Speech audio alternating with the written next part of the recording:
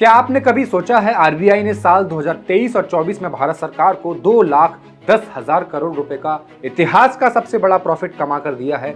ये सारा पैसा कहां से पैदा किया गया है? क्या आपने सोचा है यूपीआई से पेमेंट के बाद भी अब तक का सबसे ज्यादा कैश फ्लो इंडिया में क्यों हो रहा है? क्यों अपना टेन्योर पूरा किए बिना आरबीआई गवर्नर उर्जित पटेल को इस्तीफा देना पड़ गया था, जिनकी तुलना पीएम मोदी उस सांप से कर रहे थे जो बहुत सारे धन के ऊपर बैठा है? इन सभी सवालों का जवाब इस वीडियो में बने रहिए अंत तक। नमस्कार, मैं हेमंत और आप देख रहे हैं मॉलिटिक्स। सवाल सबसे बड़ा यह है कि आरबीआई 2,10,000 करोड़ जैसी बड़ी रकम भारत सरकार को कैसे दे पा रही है। इस सवाल का जवाब ढूंढने के लिए बड़े बड़े अर्थशास्त्री चिंतन कर रहे हैं। हम इसे समझने के लिए एक बार अगर आरबीआई के पिछले 10 सालों के रिकॉर्ड पर नजर डालें तो पता चलता है जो करिश्मा चुनाव से पहले फाइनेंशियल ईयर 2023 और 24 में हुआ है, वैसा ही करिश्मा 2018-19 में भी हुआ था। तब भी आरबीआई ने रिकॉर्ड 1,76,051 करोड़ रुपए का प्रॉफिट भारत सरकार की झोली में डाल दिया था। इन दोनों घटनाओं में दो चीजें कॉमन हैं। एक तो ये कि तब भी लोकसभा चुनाव होने वाले थे और इस साल भी लोकसभा चुनाव हो रहे हैं।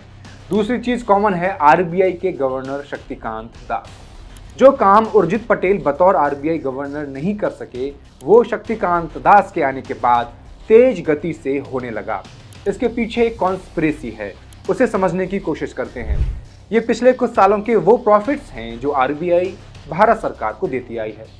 आप इस चार्ट की इरेगुलरिटीज को देखिए। यूपीए सरकार ने 3 सालों में प्रॉफिट की रकम 15,000 करोड़ से बढ़ाकर 33,000 करोड़ रुपए तक कर ली थी, लेकिन इसके बाद के सालों में इस प्रॉफिट में कतई जहर तेजी देखने को मिलती है, सिवाय 2017 के। इसकी वजह थी नोटबंदी। 2017 से थोड़ा पहले और जाएं तो मनमोहन सिंह सरकार के अंतिम दौर में आरबीआई के गवर्नर थे रघुराम राजन, जिनका टेन्योर नरेंद्र मोदी सरकार में भी कंटिन्यूअस चलता रहा था। रघुराम राजन के बाद 2016 में आरबीआई की कमान सौंपी गई अफ्रीका में पले बड़े बैंकर उर्जित पटेल के हाथों में। उर्जित रिलायंस ग्रुप से जुड़े एक अधिकारी हुआ करते थे। उर्जित अभी अपने दायित्व के साथ कंफर्टेबल हो ही रहे थे कि अचानक नोटबंदी घोषित कर दी गई थी। 500 और 1,000 रुपए के नोट एक दिन रात 8 बजे आकर बंद कर दिए गए। देश में त्राहिमाम मच गया। अर्थव्यवस्था उल्टे मुंह पड़ी जमीन चाट रही थी। नकद कैश लेन देन वाले बिजनेस ठप पड़ने लगे।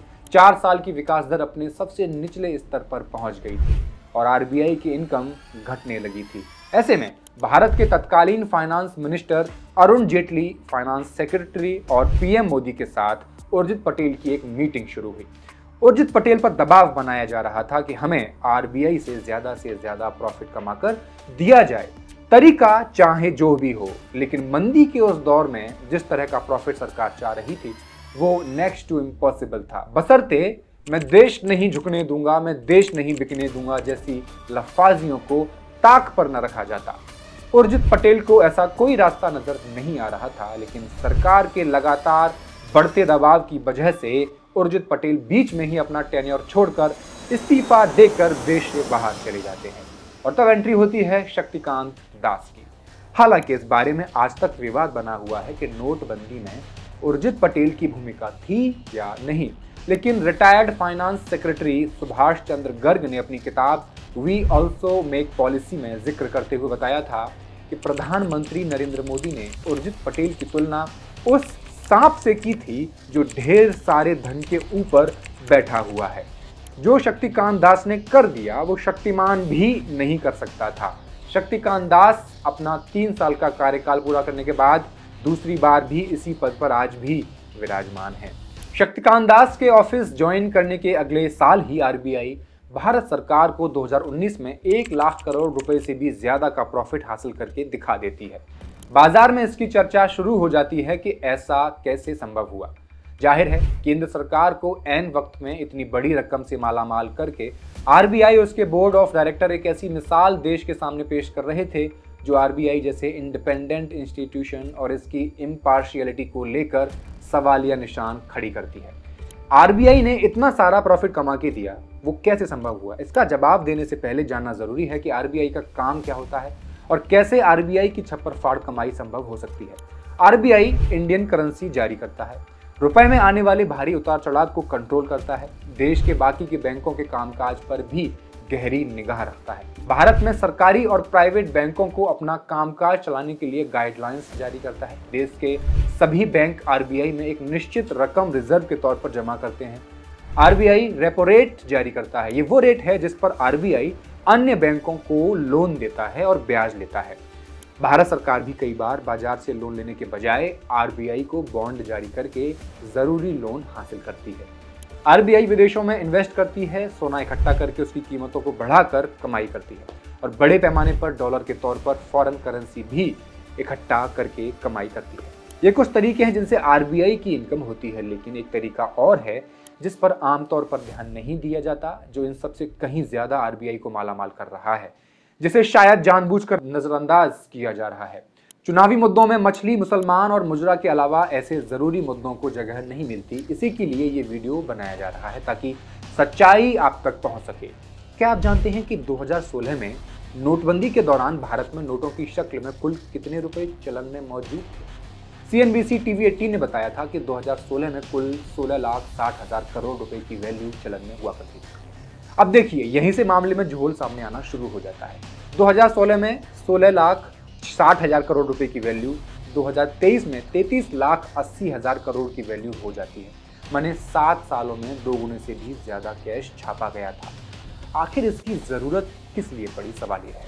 पीएम मोदी ने नोटबंदी की घोषणा करते हुए कहा था कि इससे देश में कालाधन और नकली नोट पर सर्जिकल स्ट्राइक होगी और सरकार इस काले धन का खात्मा करके देश में कालाबाजारी और महंगाई पर रोक लगाने में कामयाब रहेगी। 500 और 2000 रुपए के नोट बाजार में जारी करना शुरू कर दिया, लेकिन पिछले साल 2000 रुपए के नोटों को चलन से बाहर कर दिया गया, क्योंकि सरकार ने पाया कि 2000 रुपए के नोट से कालाधन कम तो नहीं हो रहा, लेकिन बढ़ जरूर रहा है। साल 2023 तक इंडियन इकोनॉमी में 500 रुपए के नोट 77.1% थे, जो अब तक के अपने इतिहास में सबसे ज्यादा थे। अकेले यूपीआई के जरिए देश में हर महीने 17,80,000 करोड़ रुपए का लेन देन 2023 में हो रहा था। लेकिन आरबीआई की 15 मई 2024 को जारी ताजा तरीन प्रेस रिलीज को देखने के बाद तो किसी के भी होश फाख्ता हो सकते हैं। इस प्रेस रिलीज से पता चलता है कि आरबीआई ने नोट छापने की अपनी रफ्तार को और बढ़ा दिया है, जो अभी भी लगातार जारी है। लेकिन नोटबंदी के बाद तो देश में डिजिटल क्रांति रुकने का नाम नहीं ले रही थी। यूपीआई देश में लेन देन का सबसे बड़ा माध्यम बन चुका था। सरकार को भी इसके चलते जीएसटी कलेक्शन में रिकॉर्ड बढ़ोतरी से फायदा हो रहा था। यूपीआई पेमेंट में भारत आज दुनिया का नंबर 1 देश माना जाता है। फिर इतनी बड़ी संख्या में आरबीआई को नोट छापने की जरूरत क्यों पड़ी? क्या इसका कोई ठोस जवाब आरबीआई या भारत सरकार के पास है? 10 मई 2024 तक इंडियन मार्केट में 35,90,000 करोड़ रुपए वैल्यू की करेंसी चलन में थी। ये तब है जब सरकार ने 2000 रुपए के नोट चलन से बाहर कर दिए हैं। दरअसल नोटों की इतनी छपाई करने के पीछे योजना है, और वो है अंधाधुंध कमाई। एक अनुमान के मुताबिक 100 रुपए के नोट छापने में आरबीआई को 2 रुपए खर्च करने पड़ते हैं। अब इसमें ढुलाई और अन्य खर्चों को जोड़ लिया जाए तो यह खर्च को हम 10 रुपए तक मान सकते हैं। अब नोट छापा 100 का, छापने का खर्चा आया 10 रुपए, तो कितने का फायदा हुआ सरकार को? 90 रुपए का। इस हिसाब से लगभग 20 लाख करोड़ रुपए वैल्यू के नए नोट छापने से आरबीआई के खजाने में करीब 18 लाख करोड़ रुपए अपने आप आ जाते हैं। इसे एक मोटा मोटा अनुमान ही कहा जा सकता है, क्योंकि ऑफिशियली आरबीआई को ही इसकी जानकारी पब्लिक करनी चाहिए कि कितने का फायदा नोट की छपाई से होता है और कितने का नहीं। लेकिन सबसे बड़ा सवाल फिर यहाँ उठता है कि 70 सालों में इंडियन इकोनॉमी को जितने नोटों की जरूरत थी, उसके 2 गुने से अधिक की जरूरत पिछले 8 सालों में आरबीआई और भारत सरकार को क्यों पड़ गई? आज रेस्टोरेंट से लेकर रेहड़ी पटरी तक में यूपीआई के माध्यम से 10 रुपए तक का लेन देन संभव है। तो फिर इतने बड़े पैमाने पर नकदी चलन में क्या भारी प्रॉफिट पाने के लिए की जा रही है? क्या देश के भीतर इतनी बड़ी संख्या में नकदी को जारी करके बैंक और मोदी सरकार इन्फ्लेशन, महंगाई को बढ़ावा नहीं दे रही है? सीधा सा गणित है। जब कैश फ्लो बढ़ता है तो सबके पास पैसा पहुंचता है। पैसा सबके पास होगा तो बाजार में मांग बढ़ेगी, लेकिन साधन बाजार में उतने ही थे। और जब खरीदार ज़्यादा हो जाएंगे तो दुकानदार अपनी चीज़ों का प्राइस बढ़ा देगा और इस तरह महंगाई बढ़ती जाएगी, जैसे पिछले कुछ सालों से बढ़ रही है। आरबीआई लेकिन छापना बंद नहीं कर रही। ज़्यादा नोट छापने से होगा ये भी कि भारी भरकम प्रॉफिट कमाकर भारत सरकार अपने बजट डेफिसिट को कम दिखाने में या उसे कंट्रोल करने में कामयाब हो जाएगी। फिर अगर महंगाई बढ़े तो बढ़ती रहे। बजट डेफिसिट क्या होता है? ये वो घाटा या कर्जा होता है जब सरकार कमाई से ज्यादा खर्चा कर देती है। इसे किसी देश की फाइनेंशियल हेल्थ कहा जाता है। 2023 और 24 के लिए बजट डेफिसिट 17,35,000 करोड़ रुपए था। इतना कर्ज सिर्फ एक साल का था। नोट छापने से हुए प्रॉफिट का सबसे ज्यादा असर मुंबई के शेयर बाजार में देखने को मिला। दलाल स्ट्रीट में शेयर के भाव में मानो किसी ने आग लगा दी हो।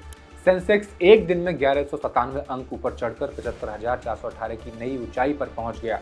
अकेले अडानी ग्रुप को एक दिन में 63,282 करोड़ रुपए का फायदा हो गया। आरबीआई के इस मास्टर स्ट्रोक से किन किन को फायदा होने जा रहा है, ये 4 जून को चुनाव परिणाम पर इसका असर क्या पड़ेगा, वो तो वक्त ही बताएगा। 4 जून को सबसे सटीक चुनावी नतीजे बताने के लिए हमारी टीम इसी चैनल पर सुबह से लाइव आपके साथ जुड़ जाएगी। इसलिए आप मॉलिटिक्स को सब्सक्राइब करना ना भूलें और बेल आइकन भी दबा दें। वीडियो ठीक लगा हो तो शेयर कर दें। शुक्रिया।